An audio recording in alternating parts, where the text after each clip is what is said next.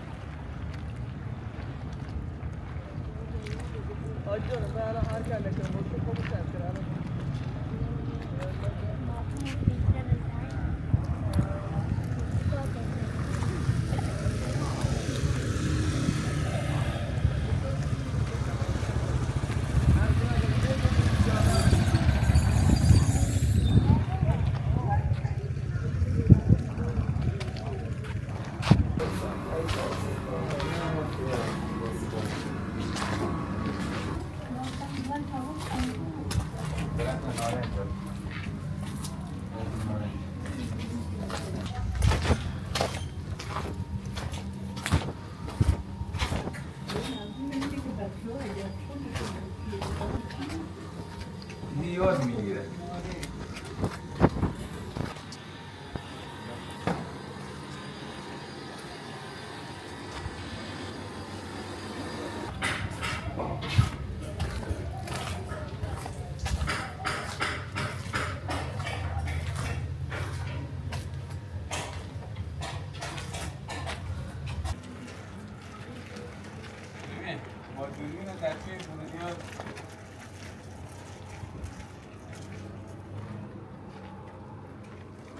اینو بگیر بیا اشکال نداره بیا خانمای بندگی بازش میگیرتش؟ آره حالا اونو بگیر بزرگه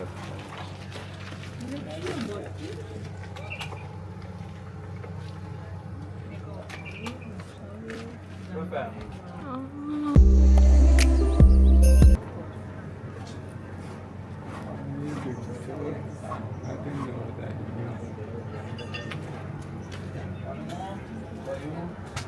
بیاین داخل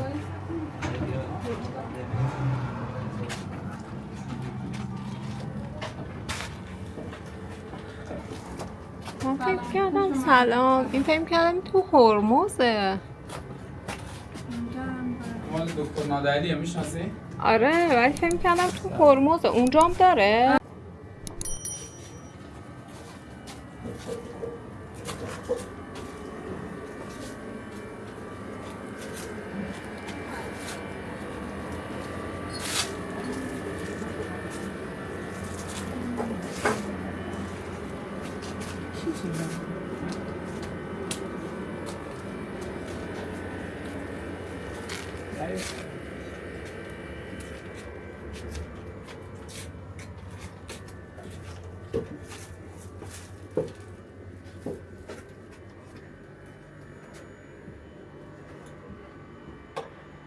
دکتر نادالیان هستم.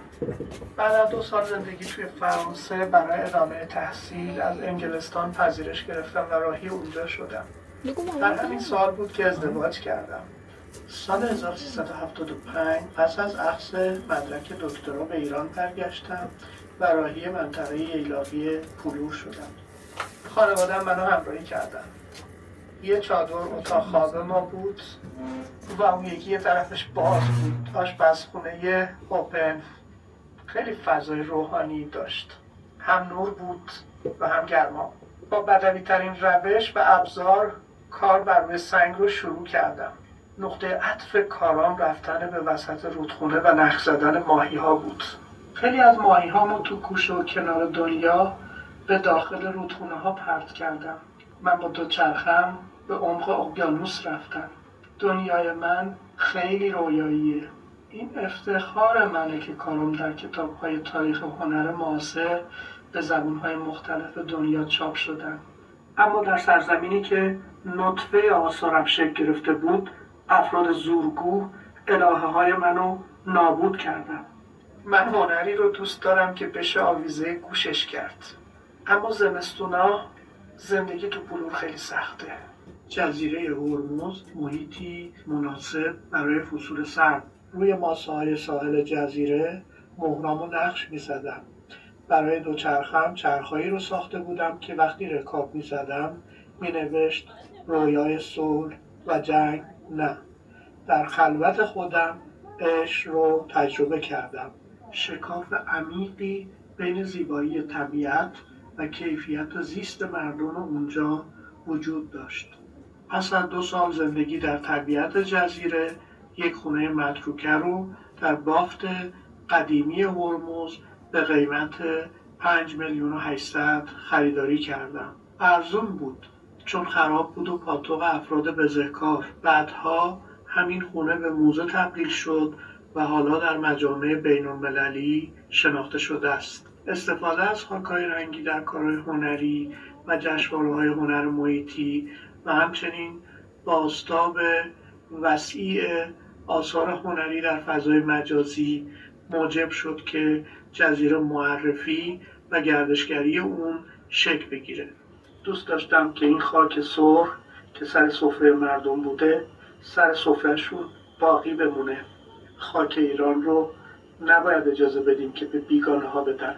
برای توانمندسازی زنان به اونها نقاشی آموزش دادم و به بسیاری از اونها کمک کردم که اولین بومگردی ها و سفره‌خونه ها در جزیره شکل بگیره.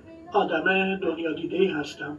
بیش از 100 سفر بین‌المللی داشتم و حالا کارهای هنری من در بیش از 70 کشور دنیا پراکنده هستند.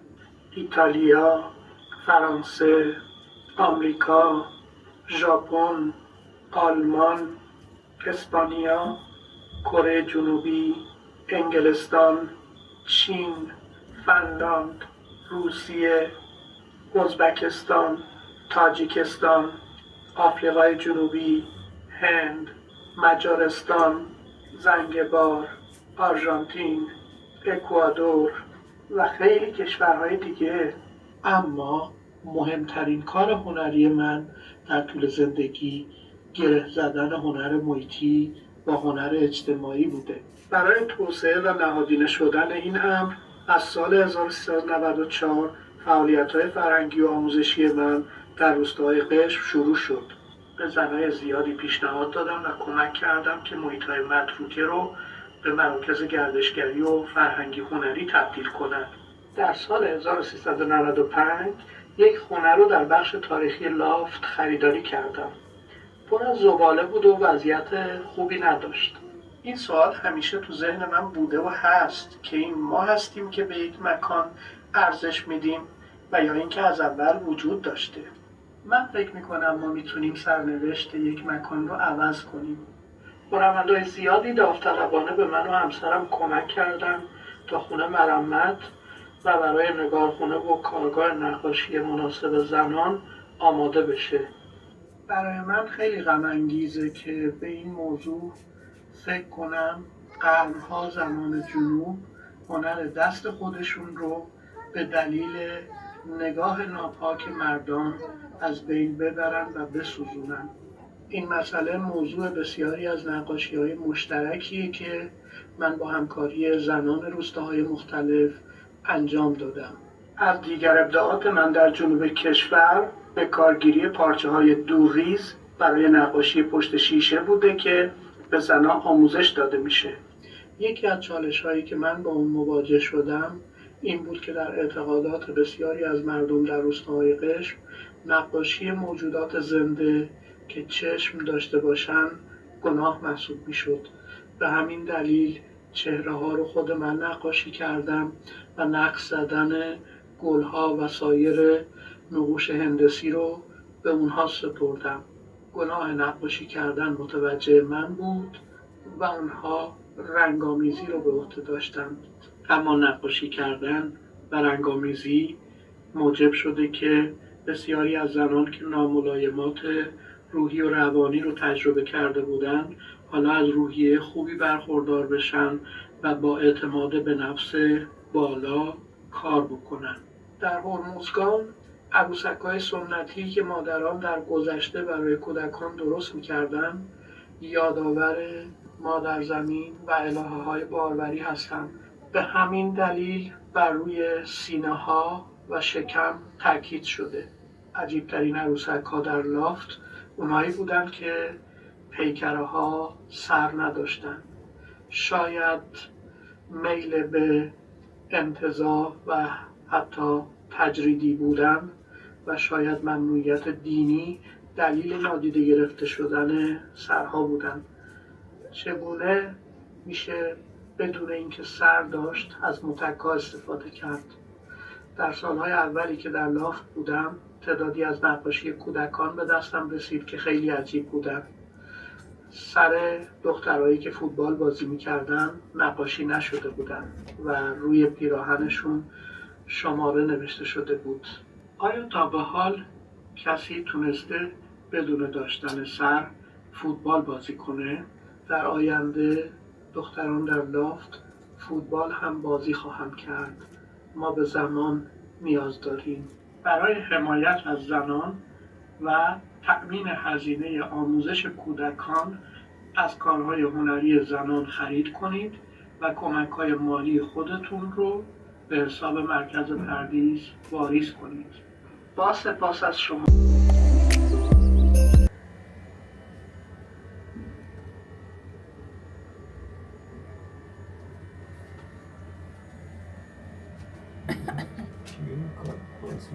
شکسته اندکی شده.